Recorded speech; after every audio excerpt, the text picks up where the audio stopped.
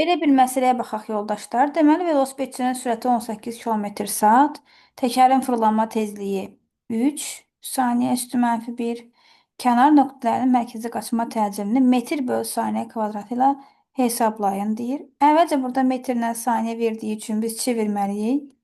18 kilometr bölünsün saatı çevirsək 5 metr bölünsün saniyə edəcək. Bu bizə sürətin qiymətidir. Tezliyin qiyməti n bərabərdir 3 saniyə üstü mənfi 1-dir. P-nin də qiyməti 3-dür. Və burada artıq biz məsələmizin gedişatından görürük ki, bizim düsturumuz bəllidir. Yazarıq düsturumuzu. A bərabərdir omega vur V. Omeganı isə 2pi n vur V kimi aça bilərik. Və salam 2 vur 3, tezliyin qiyməti 3, V-nin də qiyməti 5.